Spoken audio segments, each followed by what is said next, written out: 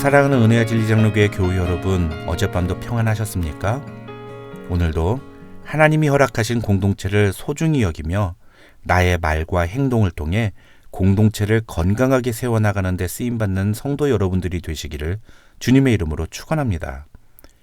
오늘 새벽에 만나 본문은 민수기 33장입니다. 그 중에 50절부터 56절을 제가 읽어드리겠습니다. 여리고 맞은편 요단강가 모압 평지에서 여호와께서 모세에게 말씀하여 이르시되 이스라엘 자손에게 말하여 그들에게 이르라.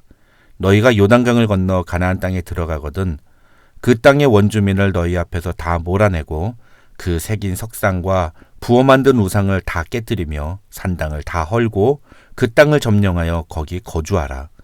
내가 그 땅을 너희 소유로 너희에게 주었음이라.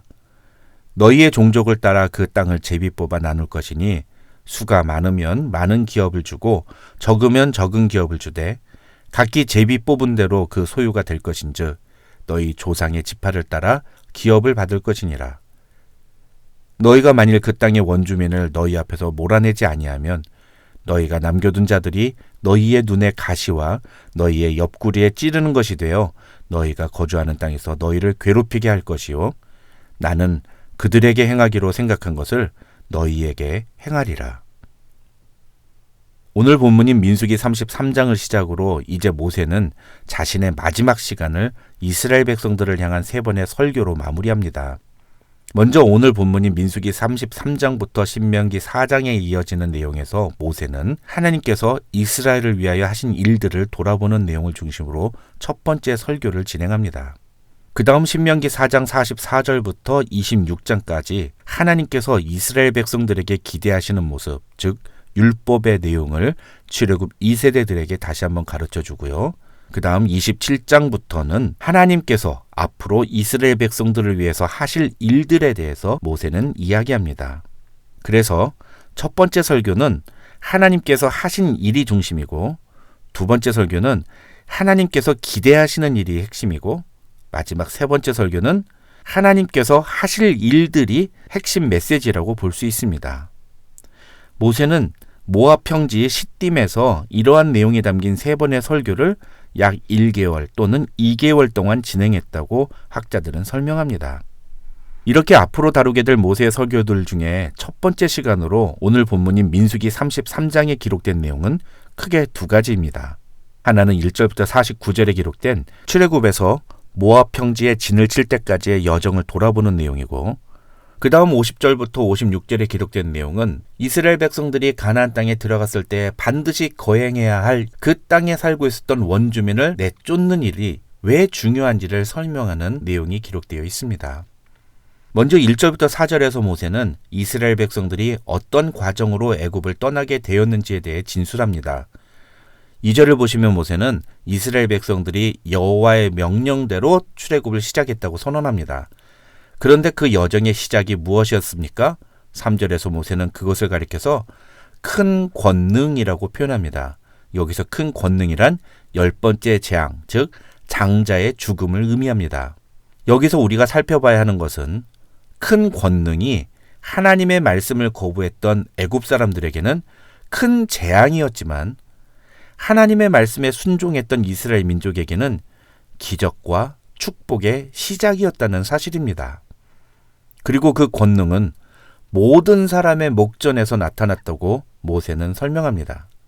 이 말은 하나님의 권능은 어떤 영적인 영역에서 일어나는 사건이 아니라 우리 모두가 실제로 느끼고 깨달을 수 있는 그런 사건으로 우리에게 임한다는 것입니다. 저는 이 본문을 읽는데 코로나가 생각이 났습니다. 코로나 사건은 분명 전 인류가 직면한 큰 위기이자 재앙이었습니다. 하지만 저는 개인적으로 이 코로나를 통해서 저의 삶에서 역사하신 하나님의 그 놀라우신 큰 능력을 경험했습니다. 자세하게 말씀드리기는 어렵지만 코로나 때문에 결국 뉴질랜드에서의 사역을 마무리하게 되었고 그랬기 때문에 저는 미국으로 올 수 있는 기회를 얻게 되었습니다. 그래서 코로나는 저에게 있어서 큰 재앙이 아니라 하나님이 일하시는 순간이었습니다. 어떤 때는 그 순간이 저에게도 두려움과 공포의 시간이기도 했습니다. 하지만 하나님이 우리에게 명령하신 것에 순종하고 하나님만 바라보며 나아갔을 때 하나님은 저의 절망과 공포를 놀라운 자유와 기쁨과 구원의 은혜로 바꾸셨습니다. 그리고 마침내 저에게 우리 교회에서 사역할 수 있는 이 놀라운 은혜를 허락해 주셨습니다. 그래서 저는 매 순간마다 하나님의 능력을 신뢰하며 그분의 말씀대로 순종하기로 결단하지 않을 수 없습니다. 그 놀라운 능력을 체험한 자라면 마땅히 하나님의 권위 앞에 복종하지 않을 수 없을 것입니다. 저는 우리 은혜와 진리 장로교회에 속한 모든 교우들도 그 하나님의 크신 권능을 여러분의 삶 속에서 분명하게 체험하는 은혜가 있기를 주님의 이름으로 축원합니다. 그 다음 5절부터 49절에 기록된 내용은 그렇게 애굽을 떠난 이스라엘 백성들이 광야 40년 기간 동안 거친 모든 지역의 이름이 기록되어 있습니다. 이 기록들은 크게 세 부분으로 구분이 가능한데요. 먼저 애굽에서 시내 광야까지가 기록된 5절부터 15절, 그리고 시내 광야에서 민수기 14장의 사건이 벌어진 가데스 바네아에 이르기까지의 여정이 기록된 16절부터 36절, 그리고 마지막으로 가데스 바네아에서부터 지금 모세가 이 설교를 하고 있는 모압 평진 아벨 시딤까지의 여정이 기록된 37절부터 49절로 나눌 수가 있습니다. 모세가 이렇게 이스라엘 백성들이 지나온 여정길을 돌아보는 이유가 무엇일까요? 그것은 이스라엘의 광야 생활을 되돌아봄으로써 자신들의 조상의 패악에도 불구하고 그들을 이곳까지 인도하신 하나님의 은혜를 기억하고, 그래서 앞으로 가나안 땅에 들어갈 때에도 오직 하나님만이 우리의 인도자라는 사실을 출애굽 2세대들에게 가르치기 위해서입니다. 이스라엘 백성들이 거쳐온 여정을 하나하나 돌아보면 우리는 분명 이스라엘 백성들이 광야 40년 동안 험난한 삶의 여정을 거쳐왔음을 볼 수 있습니다. 애굽에서 가나안까지는 빨리 가면 7일이면 도착하는 그리 멀지 않은 거리입니다. 200만 명이나 되는 대규모 인원이 이동하는 점을 감안하더라도 한 달 안에는 도착할 수 있는 거리라고 학자들은 설명합니다. 그런데 그렇게 한 달이면 갈 수 있는 거리를 이스라엘 백성들은 왜 40년 동안 방황하며 헤맸습니까? 그 이유는 딱 하나입니다. 하나님을 원망하고 불평하며 배신하고 불순종했기 때문입니다. 하나님은 불순종한 이스라엘 백성들이 그 불신앙의 상태 그대로 하나님의 약속의 땅으로 들어가는 것을 허락하지 않으셨습니다. 그 대신 하나님은 이스라엘 백성들이 불평하고 원망한 그들의 말대로 40년 동안 광야를 방황하게 하심으로써 그들의 죄값을 치르게 하셨습니다. 그런데 아이러니하게도 출애굽 2세대들이 이스라엘 역사 중 가장 하나님의 말씀에 순종한 세대가 될 수 있었던 것도 바로 그 때문이었습니다. 그들은 그들의 부모 세대들이 하나님 앞에 범죄한 대가를 어떻게 치루었는지를 두 눈으로 똑똑히 보고 자랐습니다. 그리고 어떻게 보면 그들 자신도 그런 부모 세대들의 잘못의 결과로 말미암아 38년 동안 힘든 시간을 보냈습니다. 하지만 그 과정을 통해서 이스라엘은 철저히 하나님께 순종하는 법을 배웠던 것입니다. 그래서 그들은 가나안 땅에 들어가 하나님의 약속하신 땅을 차지하는 은혜와 축복의 주인공들이 될 수 있었습니다. 하나님의 자녀인 우리는 하나님의 말씀에 순종하며 하나님의 인도하심을 의지해야 합니다. 그런데 우리의 죄성은 우리가 마치 우리의 인생의 주인인 것처럼 착각하게 만들고 하나님 없이도 얼마든지 살아갈 수 있다고 착각하게 만듭니다. 그 결과 하나님은 우리의 인생에 고난과 어려운 문제들을 허락하십니다. 그 문제들을 만날 때 우리는 우리의 죄악을 회개하고 하나님 앞에 엎드려야 합니다. 그러면 됩니다. 그러면 하나님의 은혜와 회복이 다시 우리에게 임할 것입니다. 이제부터 시작되는 출애굽 2세대들의 모습이 바로 그것을 우리에게 제시해주고 있는 것입니다. 사람은 누구나 실수할 수 있습니다. 그러나 그 실수가 우리에게 절망과 좌절과 멸망으로 가지 않도록 돌이키는 것이 필요합니다. 오히려 그렇게 돌이킬 때 그것이 우리에게 더 큰 은혜와 축복으로 임하게 될 것입니다. 마지막으로 50절부터 56절에서 모세는 출애굽 2세대들에게 그들이 가나안 땅에 들어가거든 반드시 지켜야 할 사안에 대해서 이야기합니다.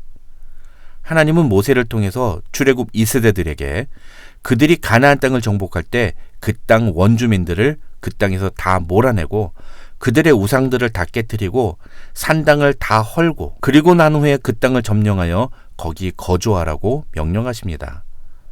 여기서 핵심은 그 땅의 원래 주인이 누구인가 하는 것입니다. 성경에도 가나안 땅에 살고 있었던 사람들을 가리켜서 원주민이라고 표현하고 있기는 하지만 사실 그 땅의 진짜 주인은 하나님이십니다. 그런데 이스라엘 백성들이 애굽 땅에서 400년간 종살이를 하는 동안 그 땅에 이방인들이 들어와서 마치 자신들이 주인이었던 것처럼 그 땅을 지배하고 살았던 것입니다. 그래서 하나님의 관점에서 보면 가나안 원주민들에 대한 정벌은 그 땅을 무단으로 정벌하고 있었던 자들을 내쫓고 그 땅에서 하나님의 주권을 다시 회복하는 그런 작업이었던 것입니다. 하나님께서는 우리의 삶에 몰래 침투한 죄라는 이방인들을 완전히 몰아내기를 원하십니다. 그런데 아이러니하게도 그 죄라는 이방인들은 마치 자신이 원래부터 내 삶을 지배했던 것처럼, 원래부터 내 삶에 거주했던 것처럼 행세를 합니다. 하나님은 그런 우리의 마음의 진짜 주인이 누구인지를 물으십니다. 그리고 우리의 마음을 원래의 주인이신 하나님께로 돌려드리라고 명령하십니다. 그러기 위해 우리에게 필요한 것은 우리의 마음을 차지하고 있는 죄를 우리의 마음에서 몰아내는 것입니다. 그런데 만약 우리가 그 죄를 완전히 몰아내지 못하면 첫째로 우리 자신이 그 죄 때문에 큰 어려움을 겪게 될 것이고 둘째로 그것 때문에 우리가 하나님의 심판을 받게 될 것이라고 성경은 이야기합니다. 오늘 말씀을 통해 우리의 인생을 주관하시며 인도하시는 하나님만 바라보고 그분을 의지하고 그분의 말씀대로 철저히 순종하며 살기로 결단하는 여러분들이 되시기를 주님의 이름으로 축원합니다.